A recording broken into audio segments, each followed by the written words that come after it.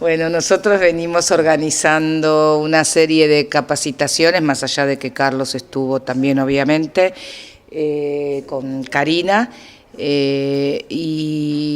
trabajamos determinados temas que tenían que ver con la educación inicial. Yo soy especialista en educación inicial, y después decidimos abrirlo a nivel primario también. Así que trabajamos en una de las capacitaciones el año pasado la articulación entre el nivel inicial y el nivel primario, y después organizamos para venir, en un momento vine con Gabriel Brenner y ahora con Carlos Escliar, que todos tenemos nuestros antepasados acá en Basavilbaso, así que es un lugar que ocupa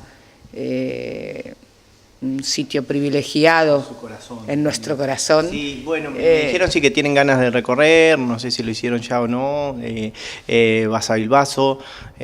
bueno, contanos. Hace un tiempo, en lo que fue el último viaje de mi padre en vida, volvimos a venir a Basavilbaso a recorrer, a recordar, porque todavía tengo aquí primos, mis bisabuelos eran de aquí. Así que escuchar la palabra Basavilbaso ya es una invitación y un deseo a pesar de que yo no nací aquí, pero sí que venía, según me han contado, en los veranos a compartir con los bisabuelos en una casa de una esquina que ya visité, así que muy feliz, muy contento. Bueno, también nos pone contentos que estén contentos de estar aquí en nuestra ciudad. Inclusión y derechos del niño es lo que se va a charlar, es el tema que van a dar con docentes y diferentes personas de aquí, de la localidad. A ver si podemos hacer un resumen de más o menos de qué se trata y contárselo al público. Bueno, comienzo. Lo que está permanentemente en la agenda, uno tiene que quitarlo de la agenda mediática, coyuntural del momento y darle un sentido colectivo, comunitario, y ver realmente qué dimensiones tiene hoy en un mundo como el que vivimos, una palabra como inclusión, una palabra como derecho, cuando yo creo que el mundo está en una situación terriblemente oscura, terriblemente olvidadiza de los más frágiles, de tal manera que esa palabra hoy a mí me resuena de una manera muy diferente a lo que me resonaba hace 2 o 3 años atrás, donde la palabra inclusión tenía una presencia, una jerarquía, un sentido incluso educativo, pero también cultural, básicamente, porque se trata de la vida de los otros, no de nuestras vidas más o menos privilegiadas, más o menos profesionales. Nosotros no necesitamos de políticas de inclusión, pero al mismo tiempo las gestionamos, y por lo tanto yo creo que hoy hay que volver a buscarle un sentido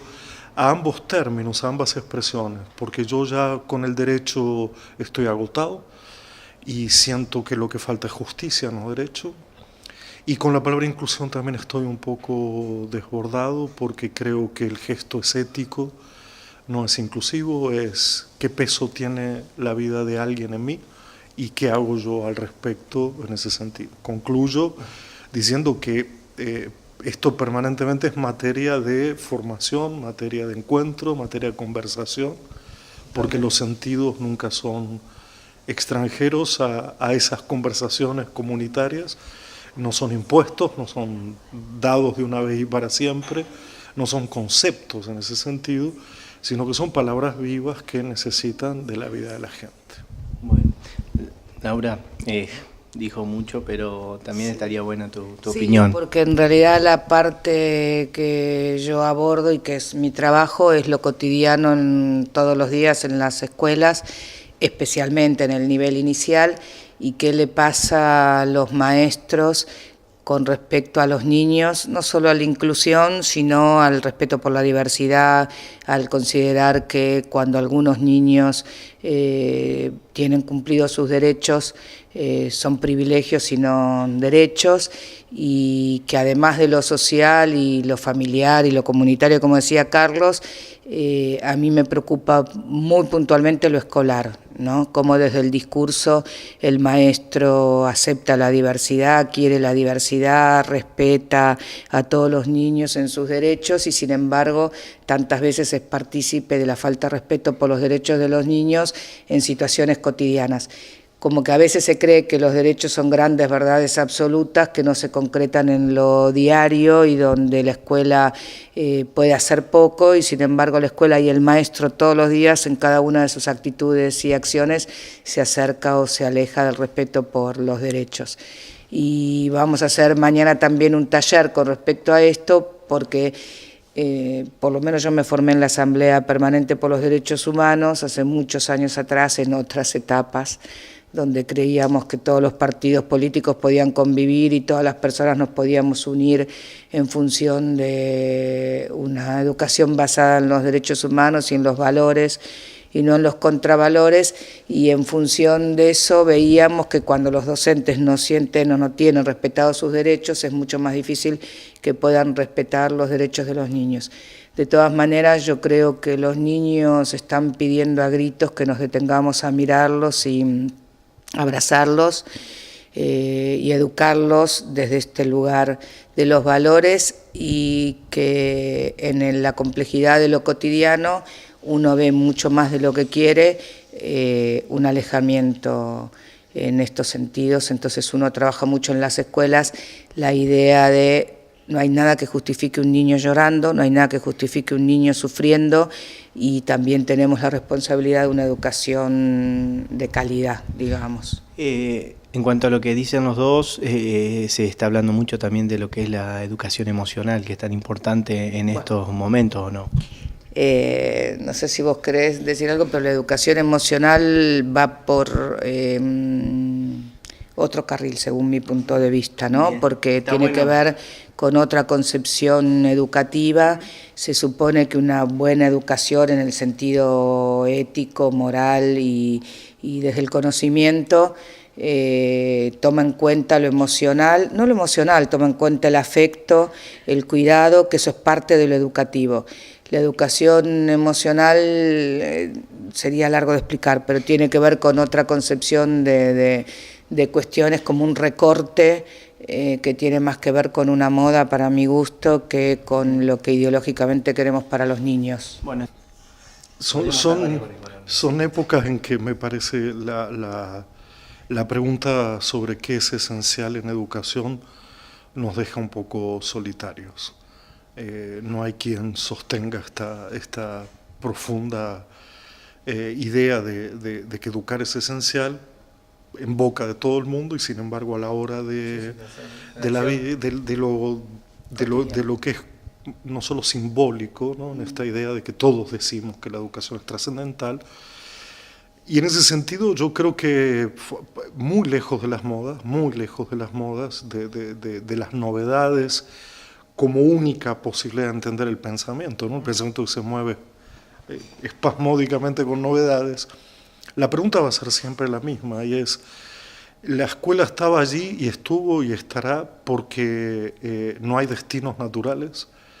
porque nadie nace con un destino trazado de antemano y la escuela, es, sobre todo la pública, es la única capaz, si las condiciones están a la orden del día, para ofrecer otros destinos que no en el que nacemos. Si no consideramos esto, lo demás yo creo que es accesorio. Hacia esto lo llamamos emocional, inclusivo, porque la esencialidad del gesto educativo consiste en cómo alguien nacido de tal manera puede tener oportunidad de otros destinos que no sea aquel natural. Bien, muy profundo el tema. Hagamos como que no nos están escuchando docentes y todo eso en estos momentos y hablemos un poco de cómo hoy ven la educación en sí, el sistema educativo, que estamos también en un momento por decir, usted lo decía recién, Laura, donde tenemos que estar viéndolos a los chicos, porque viéndolos nos dicen otra cosa y la educación de hoy no es la misma de hace años atrás. ¿Cómo la ven hoy? ¿Cómo ven el sistema educativo del hoy, del presente? Dos cositas y le doy la palabra. La primera es, si hoy se entiende hoy a la situación política actual, mi respuesta es, no hay ningún horizonte, no hay nada trazado,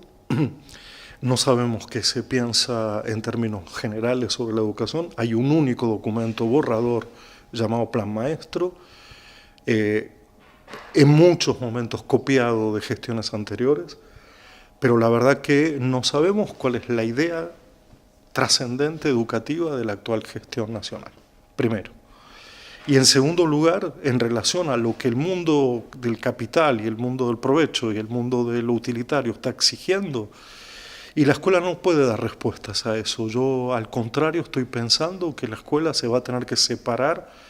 radicalmente de ese mundo mezquino, capitalista, burgués, etcétera, etcétera, y proponerse ser un espacio absolutamente de protección, de cuidado de la vida de la gente,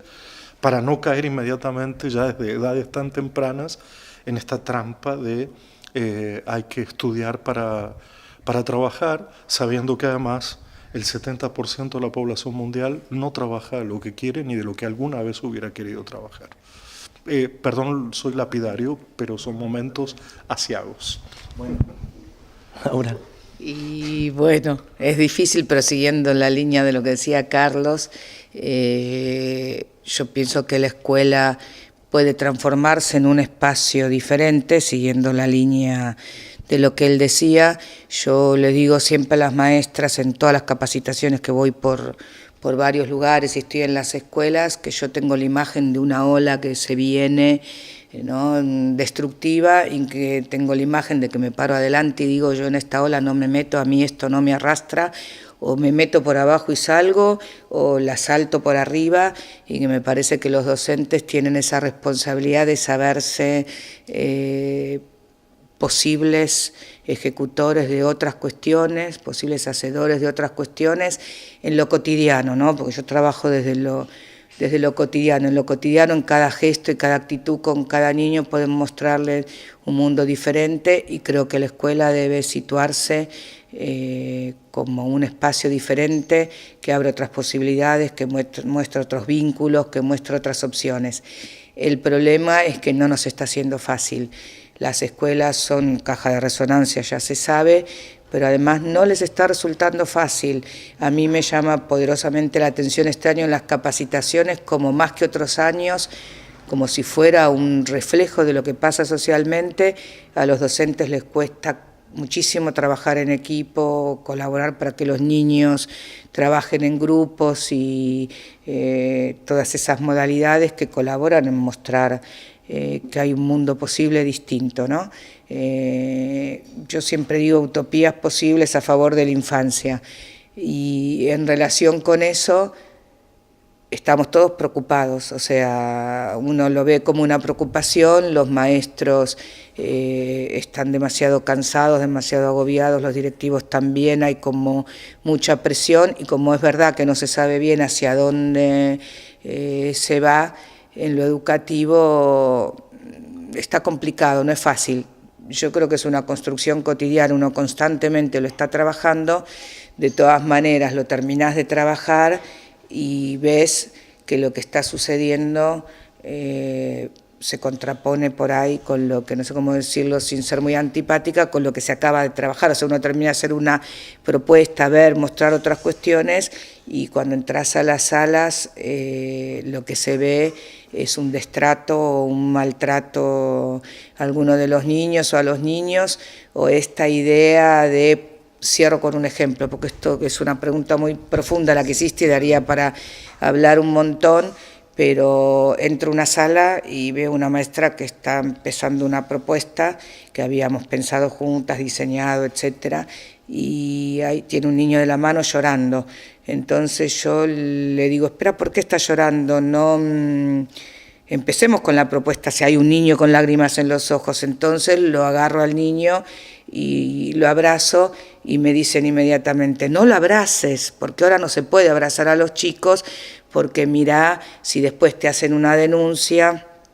porque lo tocaste, a lo cual yo le contesto a la maestra y a la directora, que alguien se atreva a decirme que porque yo abrazo a un niño estoy haciendo algo incorrecto, que alguien se atreva y lo abrace. En el medio de todas estas cuestiones están las instituciones, los maestros, los directivos, o sea, en un mundo muy complejo, no porque no haya sido complejo antes, sino porque coincido con lo que dice Carlos, que la desidia y el individualismo y todo lo que se ve